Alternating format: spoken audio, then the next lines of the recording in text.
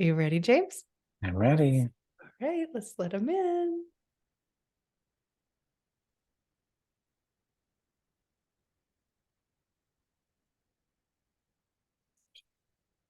All right. And folks are starting to come in. Hi, friends. Welcome. So good to see you all. I'm looking at the names on the list and see Mhm. many beloveds. Yeah, lots of familiars. Thank you for being here. Thanks for showing up. Yeah, we're so grateful to see all of you here to share this space with you tonight. This program we're calling Stubborn Praise hopefully can be something nourishing for all of us tonight and welcoming joy and sorrow at the same time.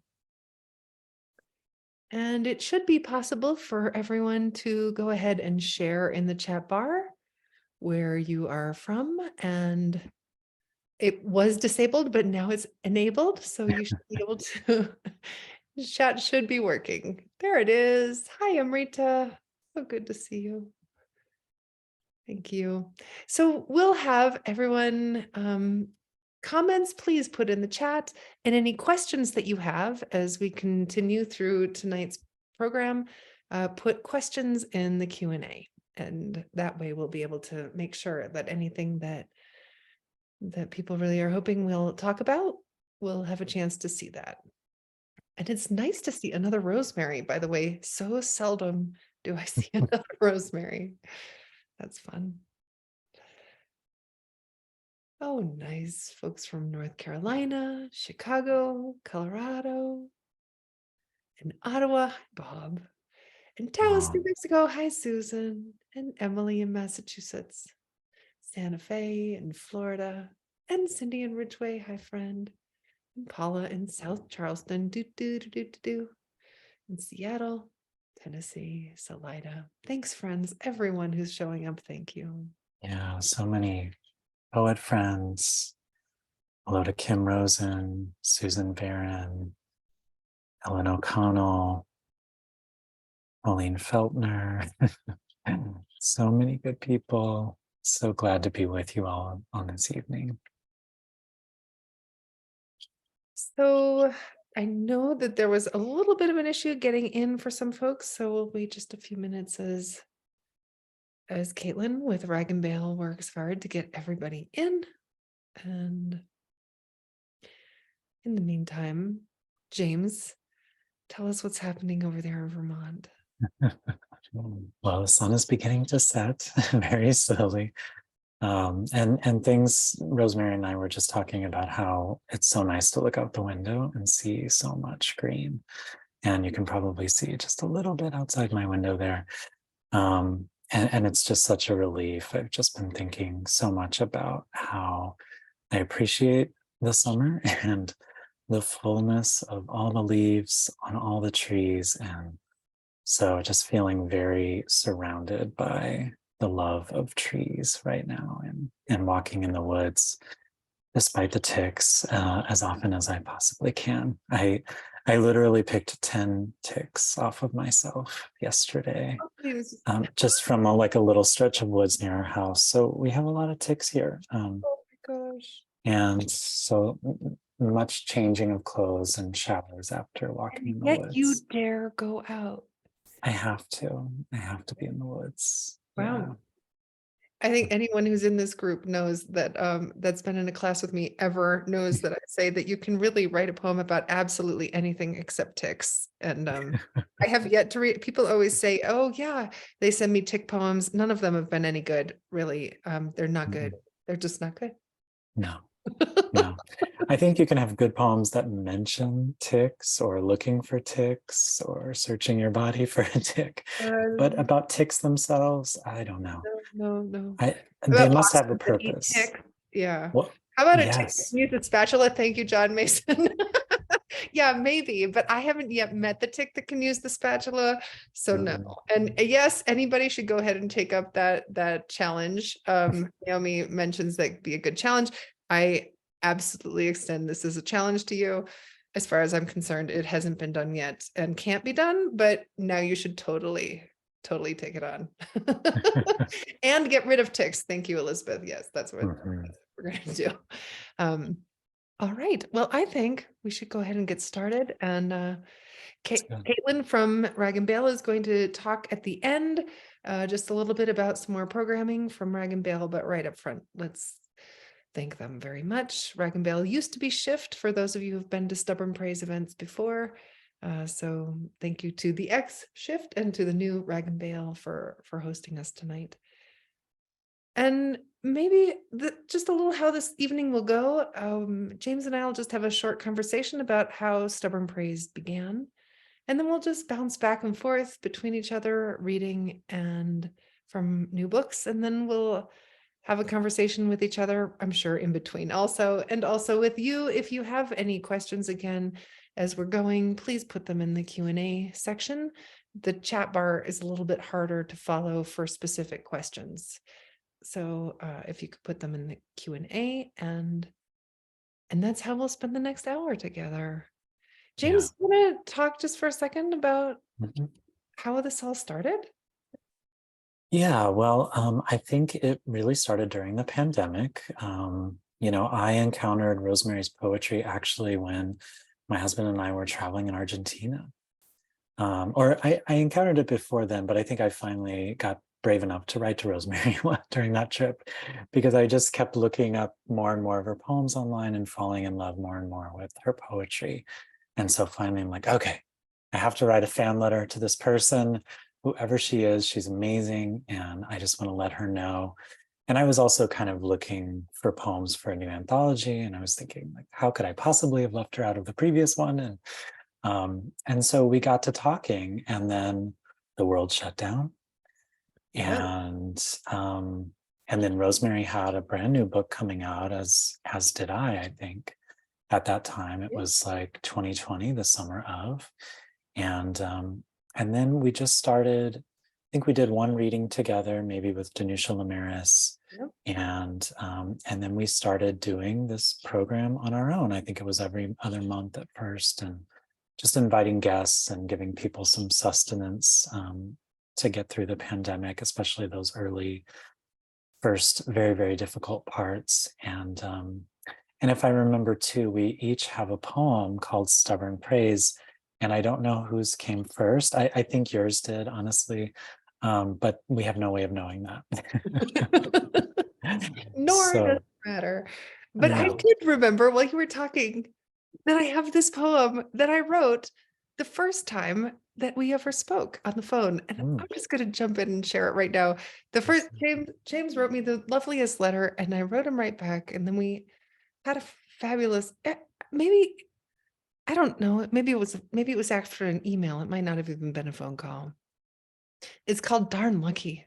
It happens, the day opens itself like a tulip in a warm room, and you meet someone who amazes you with their willingness to be 1,000% alive. Someone who makes you feel grateful to be you. And it's as if life has been keeping a beautiful secret from you, like the fact they make elderberry flowers into wine, like muscadine, like the yellow-green floral scent of quince, like the perfect knot for tying your shoes. And it turns out life does have wonderful secrets waiting for you, even when the news makes you cry, even when some old pain returns.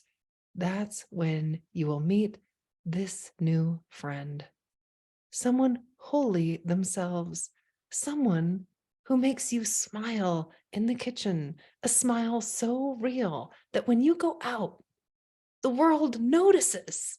It's enough to make you want to wake up in the morning, to go out into the day, to be unguarded as a tulip, petals falling open. You never know who you might meet. Hmm. That's for you, James Cruz. Wow, I am so honored. Yes, I do feel like a tulip sometimes. Oh, what next? Yeah. Oh, that's so lovely. I remember that. I remember seeing that on your daily poem blog. Yeah, and I don't know if you dedicated it to me like openly. Did you? I can't Um, recall. but I Maybe. was like, was that about me? I was sort of like abashed, like, wow, that's so amazing. But that was the beginning of our beautiful connection that remains to this day. And we were able to finally meet in person last summer when I came through Colorado. So Oh, that's right. Oh, that yeah. was special. The name I see on the chat bar, the name of that poem was Darn Lucky. Hmm. Darn Lucky. Yeah, Well, let's jump into doing some reading. And do you want to start it? Shall I start? go for it. All right, here we go. So, friends, I know that a lot of you have actually come to another program or two of mine online. So I thought tonight I would try and read all poems that you haven't heard before. Or perhaps you haven't heard in reading about all the honey at any rate. So the first one is a poem that's about being, well, let me say this first. Here's the book, All the Honey. And I am happy to say that it was really popular and sold out in the first week. And I'm really sad to say the chances are you don't have it because it's sold out. So I'm sorry it isn't available, and it will be available again soon. And I think very soon, because I've already gotten a shipment of the second edition myself. So I would think that it would be available through other distributors Mhm. 2 weeks ago, actually, but very soon. So this collection, part of the reason, well, without going into the full story of it, it's a collection that is aiming toward reaching toward both ends at once, toward great sorrow and honestly extreme silliness at the same time, which is something that I thought was not possible when the publishers, the fabulous Elizabeth Dilley and Stephen Nightingale from Samara Press, contacted me and they said, well, could you put everything into one kind of book? Could you make it a book that's falling in love with the world and talks about meeting the death of your son and your father? And I really doubted it. And in time came to see that there was actually no other way, that in fact it was the most important thing that I could do would be to write a book that in some way reaches toward the full spectrum. And so this collection as a whole then, and the poems weave in and out of each other, some of them very, very difficult and some of them very, well, joyful, and some of them very difficult and very joyful at the same time. Mm. So this one is in the first section of the book, which is, I suppose, really about how do we show, before we even dream of showing up, how do we just be in ourselves? And so this is a poem called Circumventing the Busy Self. What I need tonight is a chair, the big upholstered kind that sighs when I sit into it, the kind that holds me the way I used to imagine a cloud would hold me, downy, cozy, comfy, secure, and filled with light. I need a chair that will make me not want to get up and do the next important thing, whatever I think I must do. Why do I always think I need to do something? Why is it so hard to just sit? So I guess what I really need is a chair and a seatbelt, the kind they have on helicopters with 5 straps that meet in the center, though I think those are self-release, and we all know I will soon feel driven to rise and rush, no matter how cumulonimbus-ish the chair might feel, no matter how insistent the straps. So tonight, what I really need is a soft chair and a 5-strap seatbelt and a giant weighted blanket, not heavy enough to crush me, but one with enough gravity that being still feels like the only real choice. And if I am still, very still, and not accomplishing anything for a while, then perhaps I will meet this grief I am escaping. Not that I'm trying to escape it on purpose. It's just that there's so much important stuff to do. And perhaps, let's say, I've noticed that when I just sit with nothing to read and nothing to do, the grief sits with me and asks nothing of me except that I meet it. In that moment, I remember turning toward grief is what I most want to do. In that moment, there is nothing on any to-do list that could deter me from meeting this grief. Oh, world, I remember. I remember right now. So please, what I need most tonight, it doesn't matter how soft, how threadbare, is a chair.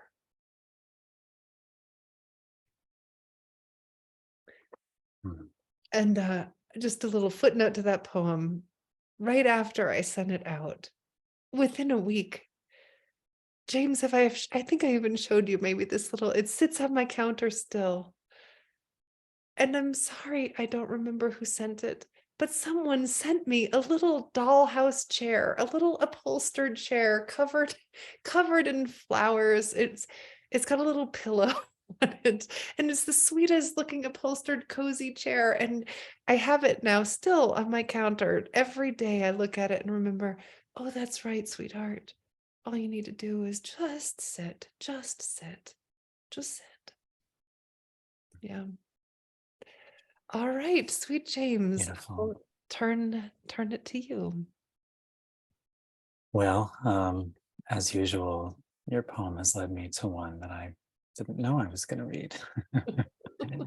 I feel like so much of my poetry is about being still, and doing my best to meet whatever arises. And, this last year has been one filled with a lot of grief for me, losing my mother. I lost both grandmothers and lots of transitions. And so I noticed that I'm so grateful for your poem, Rosemary, because I noticed that when I do get caught up in the busyness and the to-do list, and when I'm turning away too often from grief, it's like I forget it, and it's almost like forgetting a child that you're meant to be tending. And so I just don't ever want to do that, even as I know I will again and again. And so it made me think of this poem, which is actually a little more playful. And it came out of, I can't remember if I was doing a reading with Naomi Shihab Nye or just watching a reading, but she said something like, I've decided to just, get rid of the word busy. I don't use the word busy anymore. I'm like, well, how do you describe how you are, But this was the result of my own decision to try and do that as well for myself. And this is called One Word I Don't Need. I am banishing the word busy from my mind, like picking stones from the lentils I have just washed in the colander. Is there an uglier word than busy, with its two hurried syllables and hard consonants rushing out of the mouth, used mostly as an excuse not to be where I am right now, which is leaning over the sink and letting lentils slide through my fingers, feeling their smoothness as I soften into the minutes, no longer seeing this as a task, but simply imagining what it will be like later to savor the lentils after they've simmered for hours with roasted tomatoes, cumin, and coconut milk. When we ladle them into waiting bowls and silence our phones, laying them both face down on the table.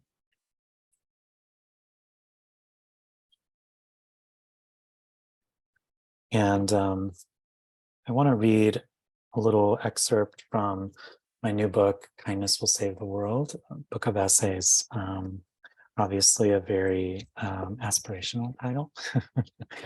And this one is about stillness and slowness, but it's about realizing, I don't know why it took me so long to own this or to even be able to praise it, but I just didn't realize that I'm a really slow person, and that's okay.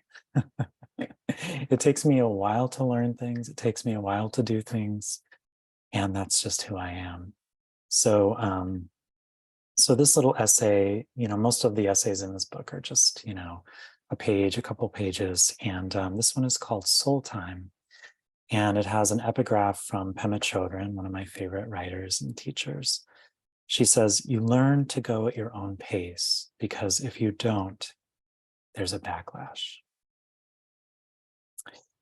On our walk this morning, my husband Brad sped ahead on the gravel road, needing to go at his own natural, much faster clip. This used to bother us both, but now we accept there will be some days when he's able to slow down, and some days when I'm able to speed up. We've learned to give each other the space we need to be ourselves and move at our own pace through life. I am a slower person by nature. I believe this is true for many people, but our culture of achievement pushes us toward deadlines based on clock time instead of soul time. Our souls know we are here to take joy in small things through careful attention, and that we are never nourished by speed. In fact, more often than not, we must take the time to recover from pushing ourselves to move at a faster pace than we feel accustomed to. If we don't see what we see and feel what we feel in the moment, we reduce our chances of seeing and feeling it later, and thus living a truly connected life. We find kindness and love, after all, only in those gaps between tasks, and especially when we can take the time to relish what we're doing with our whole selves. The truth of my own slowness didn't dawn on me until the day I was making guacamole with my friend Adrian just before a dinner party. As I peeled and sliced each avocado, then diced a nice-sized shallot and mashed it all together in a bowl with salt and fresh squeezed lime juice, before adding the carefully chopped jalapenos, cilantro, and tomatoes, I told Adrian I was sorry it was taking so long. I'm usually much faster, I said, shaking my head. Honey, Adrian said, placing her hand on my back, you don't do anything fast. Her words stung at first, and I felt insulted. Soon I realized that, of course, it was true, and I could actually choose to take it as a compliment, which I finally did. I've always preferred walking where I need to go as opposed to driving, and driving to flying and chopping by hand as opposed to using a blender. If it takes longer, I will most likely enjoy it more. That's not always true, by the way. There are days when I don't enjoy the things that take the longest. As I thought about how my calling as a writer has also slowed me down over the years, I saw how much simpler and clearer my life could have been if I just accepted the truth of my natural slowness instead of pushing myself to match the speed of others. We can be productive even while taking our time. We can budget extra hours in our packed schedules for play and resist filling what could be soul time in our days by letting our devices absorb so much of our attention. We can arrive at the airport early and offer others relief by letting them go ahead of us through security. Or if a clerk apologizes for a long wait in a crowded store, we can tell them not to worry that we are in no hurry. The Japanese have a word for this practice, yutori, which means intentionally building space in your life for the sole purpose of pleasure and enjoyment. Show up early for a meeting and sit in the car just listening and watching, or sit at a table alone in a cafe instead of taking your coffee to go, and sip it slowly, noticing the customers rushing in and out, browsing the newspaper someone left behind. You may not move as slowly as I do, but all of our souls crave the time and space to enjoy the moments we're given.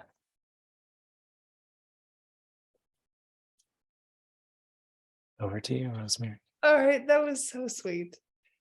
I also want to say that when I first met you, I realized instantly, like really, truly instantly, when you were walking off the airplane, I realized he is not going to go the pace I go. Mm. And it will be and I realized in that moment I had a choice that I could go at the speed of James Cruise, or I could struggle with trying to get you to go the pace of Rosemary. Mm. And I immediately it was such a sweet, easy choice. I was like, okay, Mm. what's it going to be like to live life at the speed of James? Honestly, it was beyond lovely. It was super lovely. Oh, good. It was I'm sure my husband gets frustrated sometimes, so I know it's not always easy. it was so I love that you have this kind of sweet embracing of, oh, this is my pace. Mm. This is it. Yeah. And you know, I think that my husband gets super frustrated with me for the Rosemary pace. Mm. Yeah. Yeah. Well, I do have the luxury of not having a kid. So, there's that. And my days are not quite as full as a result of that. But yeah, it is very freeing to just say yes to trying a different pace, right? Well, and I'm struck too by something that you bring up in your essay, which is the relief that comes when we just say yes to what's true Mm. versus, Yes. instead of pushing against it, instead of saying, oh, Rosemary, you pack too much into a day. And be like, oh no, I don't. Like, yes, I do. And actually it's kind of a relief to just say, oh yeah, that's what I do. Instead of trying to pretend that's not who we are, for me too Yeah. fast, for you too slow. And I say too fast, too slow. It just, wherever we are on that spectrum. Mhm. So it's Lynette, right? Holding three things at once. Yeah, I did write that book. Although the follow-up book was The Less I Hold. Yeah. Julia says she's on Team James when it comes to slowness. Well, what I've realized is I used to think like slowness was the key and like, that's the gateway to mindfulness. But then I met my husband who can walk very quickly and somehow still notice Yeah, things that are going on around him and noticing trees and animals and things. And I'm like, so it's possible to be really present and yeah, move quickly at the same time. absolutely. There was a quote though, I think even just today on gratefulness.org, and now I'm forgetting who said it, and maybe someone else in the chat saw it too and can put it in there, but it was something like, our time here on earth is brief. We must move very slowly. Mm, Just that, I love that. ooh, slow it down. Mm, Well, all right. So here's two time poems in response. mm, Uh, Off the clock. I want to wake with no sense of what a minute is. No watch on my hand, no dial on the wall, no method to measure this life into units of when. I want to lean into the spell of sunlight like orchids on the sill. I want to be a question only the moment can answer. Want bergamot to tell me it's time for tea. And if there's a pressing yes, then let it find me. Let me feel into the field of my upper back, how spacious it becomes when I act with integrity. Let me be rhythm of shadow and bird song. Let me be rising wind. Let me be time itself, not the arrow of time, but the infinite sea, and the sand that slips, and the silence that swells into the absence of tick, tick, tick. Okay, there's ticks in a poem, but they're not the same ticks. I want to wake to no hands but yours and mine, to be born into the day. No was, no will, no once, no when, no deadline, no finish line, no wrong date, no too late, no too late, not even a little too late. It would never be too late.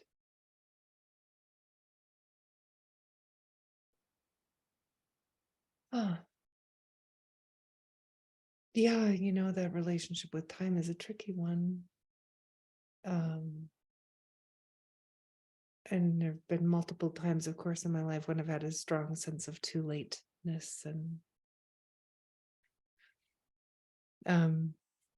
but this one is celebrating the slow and also just, well, I think it's fun when we take a well-known story, in this case, the tortoise and the hare, and just see what shows up, see what else might happen if you think into that story, if you dream into it, if you tell it from a different character's point of view. So this is the story of the tortoise and the hare, called After the Tortoise Won the Race. It was the strangest thing. She'd never cared before about winning. Life had been about basking in the sun at the entrance to her burrow. And sometimes, when she was warm enough, she'd plod off in search of leaves. And now she thought about finish lines, the feel of the ribbon on her prehistoric nose, the roar of the crowd as she crossed. They say tortoises don't have feelings, no hippocampus in their small brains, but she had felt it, the tug of success. She spent decades looking for another race she had a chance to win. None of her friends could understand. Come, dig in the sandy soil, they said, but it wasn't enough anymore. She wished she had never said yes to that race. Oh, she wished she could race the hare again tonight. She wished she could stop defining her life by that one moment. Wished she could stop wishing for any life beyond the life she had now. Sleeping in her burrow, cool and moist. Wished all she wanted were soft weeds and longleaf pines. Oh, wished she could hear the crowd. Just one more time.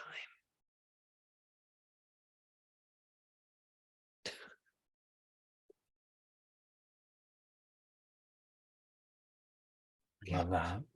Yeah. Yeah, it makes me think of I don't know if any of you know that Kay Ryan poem. I think it's just called Turtle.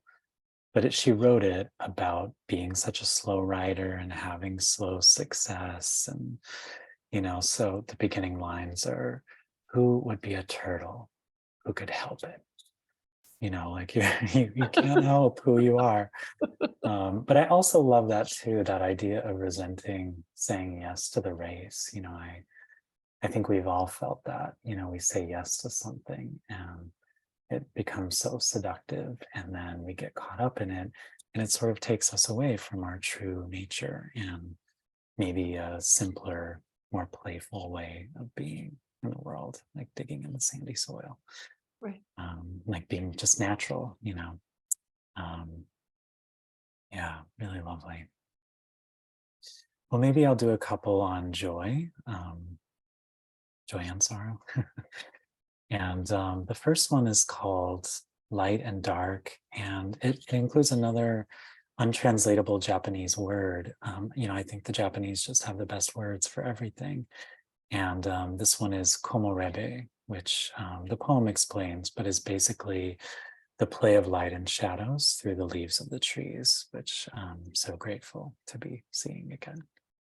So this is Light and Dark. Half awake, I lose myself in a pool of late morning sun and leaf shadows, flashing on the floor outside my bedroom. What the Japanese call komorebe, light and dark held in the same container of a single moment, as we hold them in us, learning to love equally, a burst of joy welling up like wind in the crowns of trees, and a sorrow that still weighs us down, like stones in the shoes, like swallowed clay.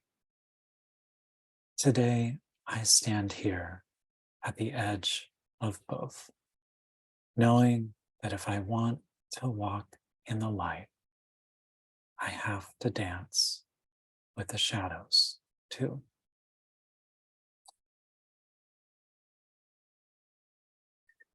And that one was written probably last summer around the same time when my mother was starting to get very sick. And, you really sometimes just don't want to deal with that reality of someone you love beginning to fade and someone requiring so much more care.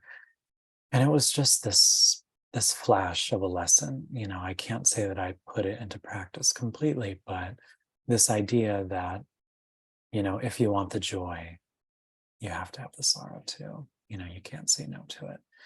And so this next poem is also about joy, but I like to think of it as, I don't know if the Japanese have a word for this, but there should be a word in some language for like just small joys, just like these little joys that almost open up the space in you and remind you that joy is possible, that it's sort of like a reawakening. And so this one is just called Sunflower, and the sunflower did exist. That's important to me that it did exist out in the garden. So this is Sunflower. Joy is not made to be a crumb, Mary Oliver once wrote. But isn't that how it often shows up at first?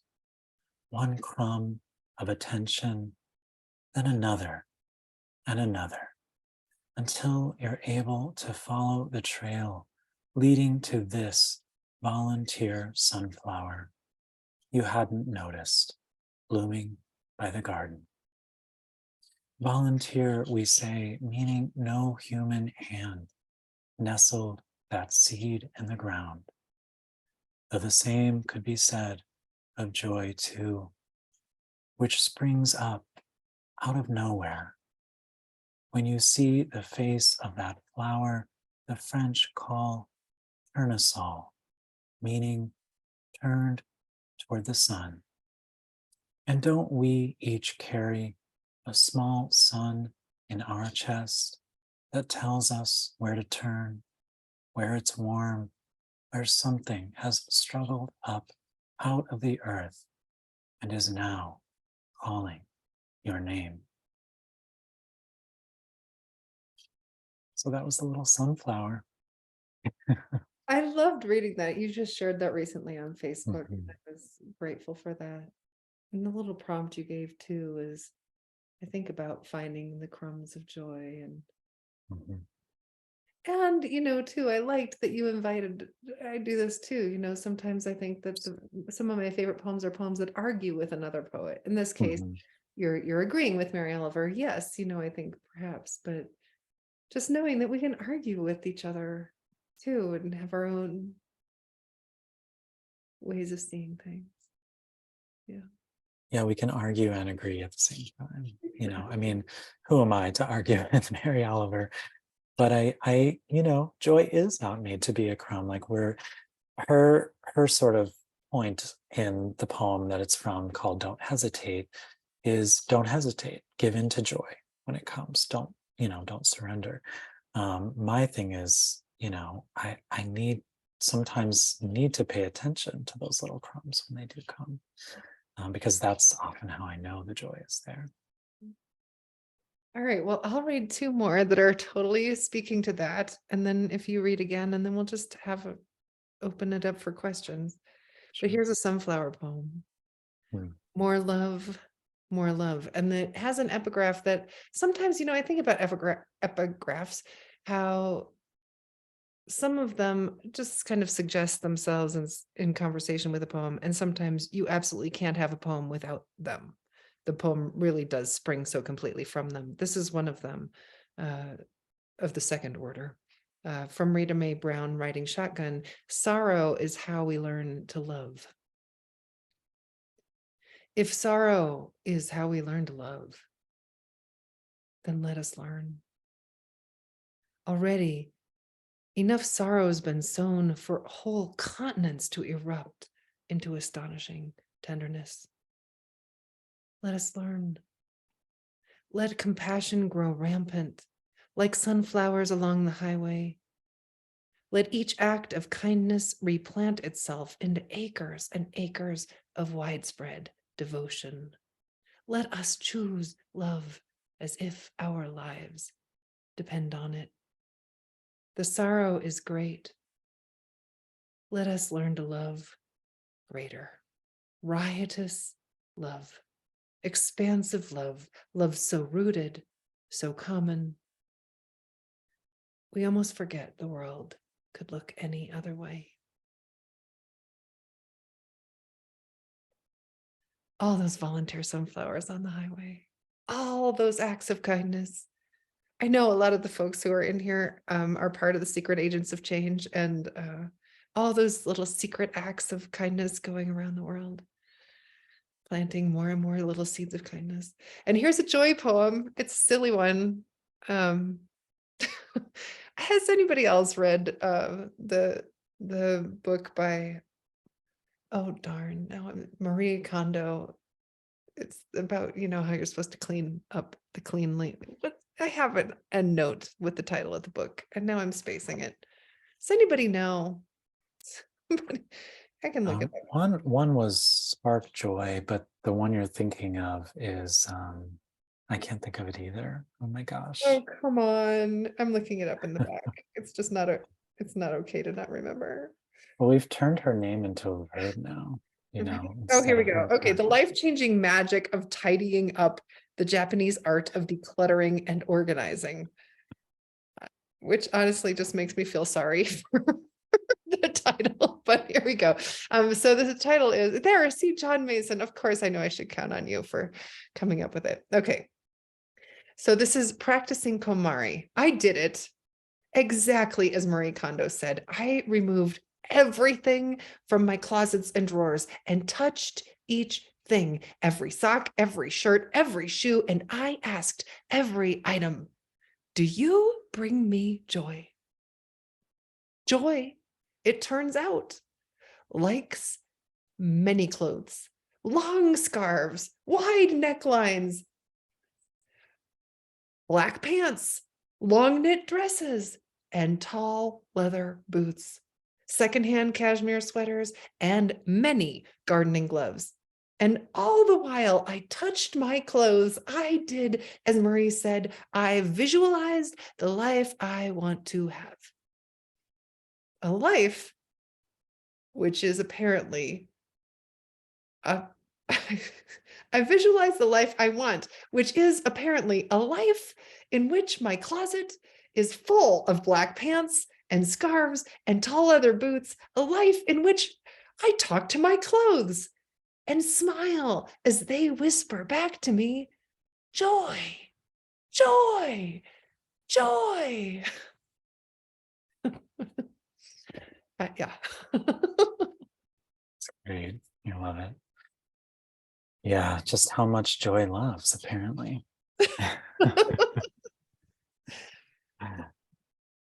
Yeah. So arguing with Marie Kondo a little bit I there. did. I just argued a little bit. Apparently, So, apparently a woman could use an awful lot of black yoga pants. And why not? why That's what not? I say.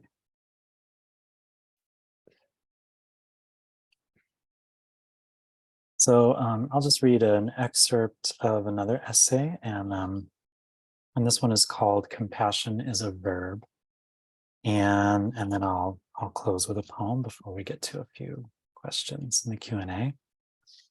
So this is "Compassion is a Verb." I'm looking out at the hillside beyond my window and marveling at how it seems so much softer just past dawn. How the fuzzy white seed heads of goldenrod seem to invite touch from this distance. Some might see a late autumn landscape as barren or depressing, but this morning at least, it seems honest to me, true to the cycles of what it is meant to do. Let go, transform, and give up for a while the relentless searching and storing of light that happens all summer. I'm thinking too of the ways that when we are true to ourselves and honest about what we're feeling in a given moment, we become so much more compassionate toward ourselves and others. The Vietnamese Buddhist monk Thich Nhat Hanh once said, "Compassion is a verb," by which I believe he meant it is an active daily practice and something that we can generate at any time if we pay attention. Self-compassion, which I've found is the first step in showing kindness to others, is perhaps one of the hardest practices to start and maintain. I remember once telling a friend that before I step into a classroom to teach, I like to pause outside the door and say a little prayer for all the students, asking that I be as present as possible for them. My wise friend looked at me for a moment, her head cocked to the side, and asked, "Do you ever pray for yourself?" That gentle question unsettled me, and I realized it was true that I didn't often think to include myself in my own circle of compassion. The same thing happened last night. I usually like to meditate for 20 minutes or so before bed because it helps me sleep and lets the noise of the day die down in my mind. Once I finish, I sit with my hand pressed over my heart, bringing to mind each person in my life who might need some extra care that night. I just let the names and faces come to me, then offer love and light to them on each outbreath. 10 years ago, I would have laughed if you told me I'd be doing this practice each night. But I can't deny that when I feel isolated from friends and family, it makes me feel better. Last night, my friend's words came back to me. You pray for yourself. And though it felt strange at first, I sent love to myself as well, hoping that my fears for the future might calm a little as I slept.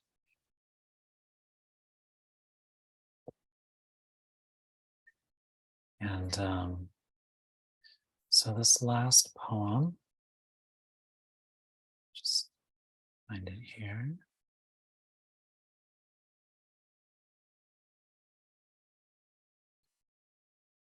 This last poem is really about being married to a farmer and the beauty that he brings into the house. So this one is called Messengers of Hope.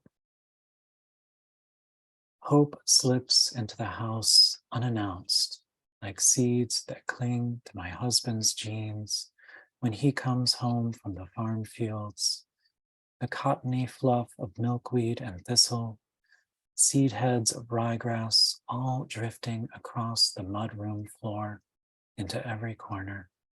waiting among ribbons of old cobwebs to be swept up later, taken back outside.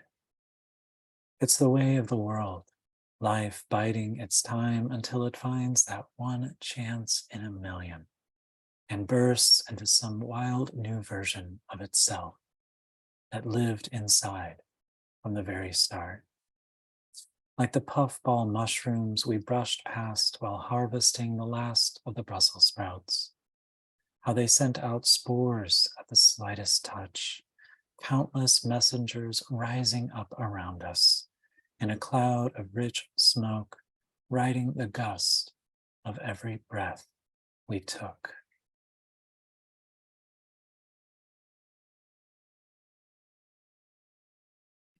Hmm. What an interesting idea. Do you think? I mean, are we like those spores? Hmm. I do think so, in a way. Yeah. I mean, we're always sending parts of ourselves out to each other and to the world, little signals to each other.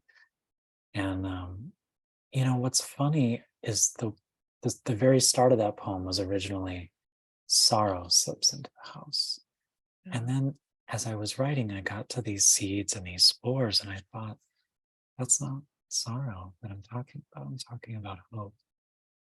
And so, yeah, I do think we are like, Well, and I even got some sense of us just growing into who we're meant to be somehow, whatever that is. hmm, yeah. Becoming increasingly ourselves. Mhm. Yeah, and I think, that does happen over time. It happens accidentally sometimes, depending on what we encounter. And, um, I found this clump of oregano in the gravel around our house. And I realized like it must have come from one of those castaway seeds from Brad's genes. And, we are also that resilient at times, not always, but at times. And I think we are also that opportunistic in a way. We see an opening, right? And like now's the time to grow. I feel an open door. I'm going to grow. This is it. Now's the time to grow. That's gorgeous. Now's the time to grow. I see an Mm, open door. Isn't that it? James, I think about this a lot about ripening, about how there are windows, just like you're saying. And mhm, about sometimes, I think about when I'm writing and there's something I maybe want to write about and I can't and I can't and it doesn't come and it doesn't, or I try and it's too hard. And there is integrity, like you said in the poem before that, that we're beholden to in a way. And mhm. sometimes that requires that ripening. Yeah. Yeah. Absolutely. I mean, I think it totally relates to just personal human growth in general, but especially the writing practice, that a poem can be written, it can be shared, and it may still not be ready. Yeah. It just takes time. And I think that remaining open to the process and not wanting to rush it, not buying into our culture's cult of productivity and all that, is the easiest way to kind of resist all that. Mhm. Yeah. Yeah. The cult of productivity. Speaking of, there are multiple requests to know where to find some of the poems that you read tonight. Are there places to look for those? I will put the poem Light and Dark on my blog so that people can find it maybe, and I'll throw that um, on my Facebook or Instagram so that people can see it as well, because I haven't shared it in a while. But it hasn't been published, not for lack of trying, and it probably won't be in a book for a little while longer. And people are asking, what is the name of the Light and Dark poem? It's Light and Dark. Wow. That's funny. Let's see. And Lee says, Rosemary, can you speak about the fascinating tidbit statistics you work into your poems? Yesterday I was overtone singing all day. You were, my goodness. And your reference to the Tuvan throat singers, another poem that touched me referenced the weight of a neutron star and the relationship to grief. Yes. I think that the one about the neutron star came out of just, I actually found a list. You could do this too. You could Google cool science facts. I'm pretty sure that's what I Googled, cool science facts, and found that one about the neutron star, just that it weighs 6 billion tons for 1 teaspoon of neutron star. The Tuvan throat singers, that did come out of just me really longing for something, a metaphor that reached toward both ends of a spectrum at the same time. And I do think that one way that I get curious about how do I start a poem is just to get interested in, well, what's something interesting, and then use it as a metaphor. What does this have to teach me about what it means to be alive in this moment? Mhm. uh, so that's I guess that's the question I'm asking myself constantly, whether it's just coming in contact with a object or with a fact of what, a science fact or a human fact. Just in this moment, what I suppose the crasser way to say it would be, well, so what? What's in it for me? Mhm. But just what, the way I like to think of it, what does it have to teach me about what it means to be alive? And James, here's a question for you from my friend Robin. James, I was so taken by your revision of sorrow to hope in the last poem you shared. Can you speak a bit about your writing process with regard to formal revision and something that just shifts naturally or obviously? Mm. Yeah, of course. Well, I think part of it is, I had already written the poem. It was about, the idea was that sorrow can slowly slip into a house. And it's like these seeds that kind of get waylaid on us, and, they come in and sprout and things like that. But as I was working on the poem and reading it and rereading it, and what I usually like to do is to write something, write it again, write it again, write it again, not just tinkering on a screen, but actually writing it again and again, because it somehow gets into the body more that way.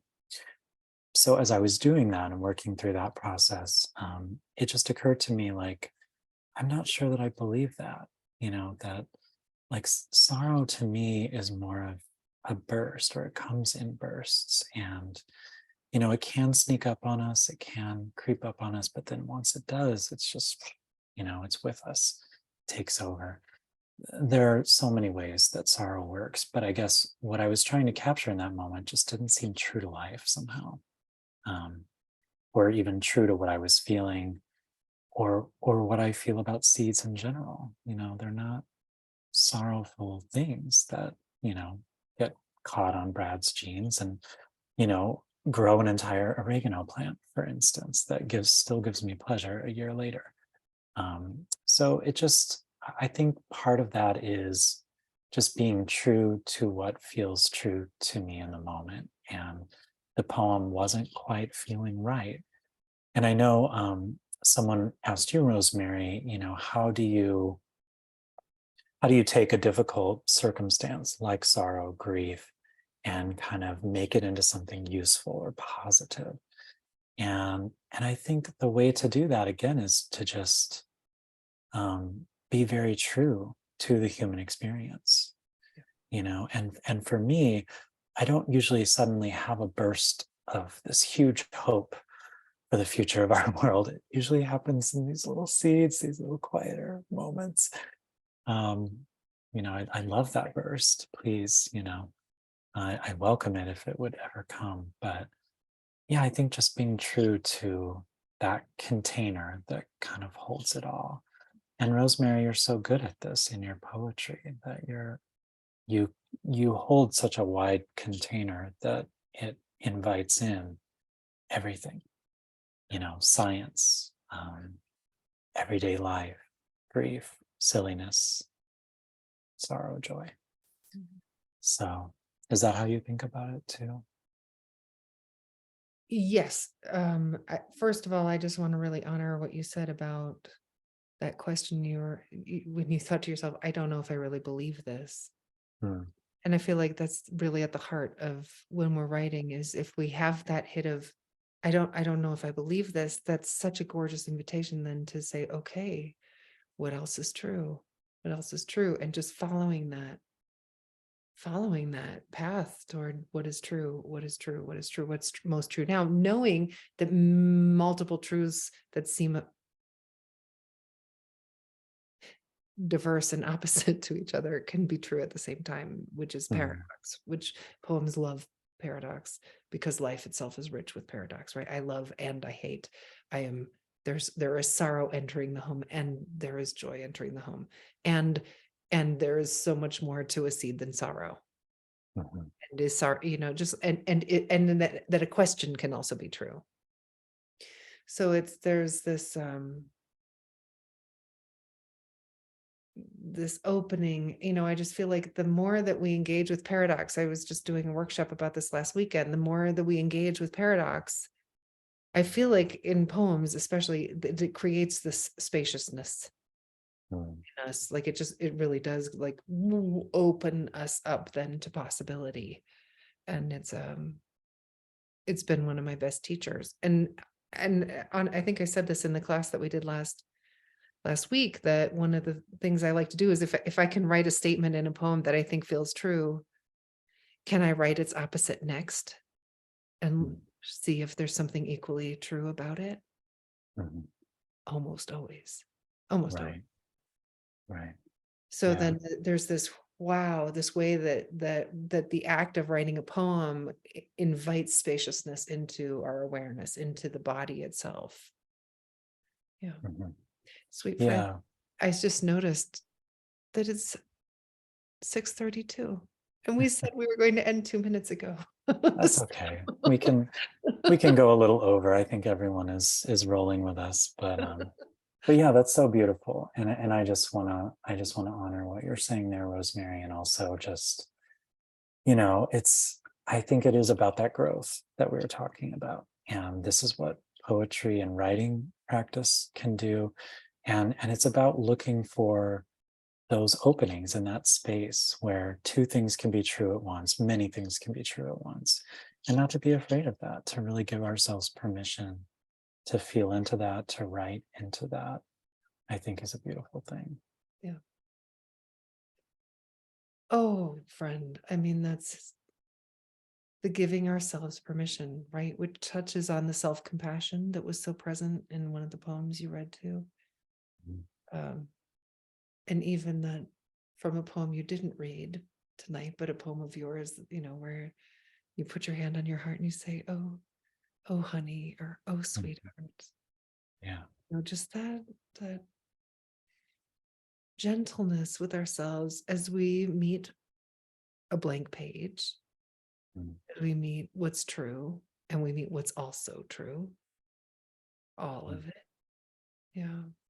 Yeah. Yeah. As we meet the blank page of a new moment or a difficult moment or a Exactly. joyful one.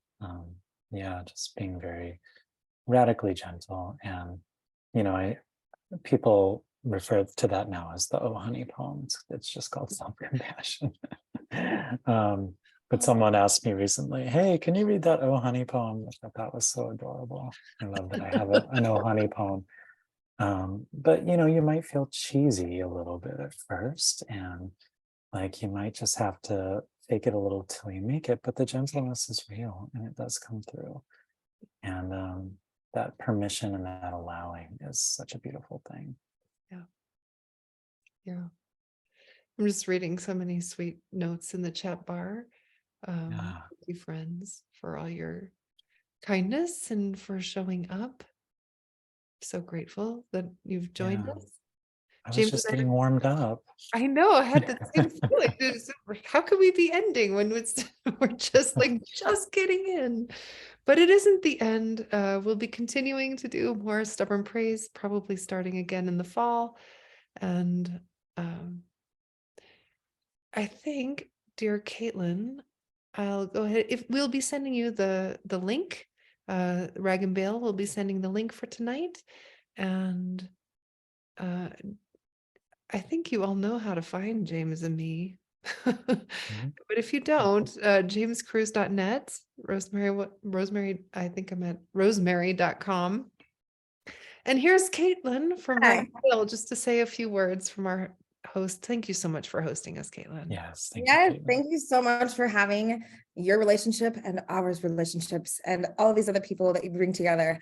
Thank you so much to everyone for coming. I hope you enjoyed. I hope you enjoy the rest of your evening. I'm just coming on to let you guys know that we used to be Shift. So if you've done Rosemary's virtual adventures with us before, we have completely rebranded. So we are now called Rag and Bale. Very interesting words. It's a historic building in Denver, and it's based off of the old baling machine.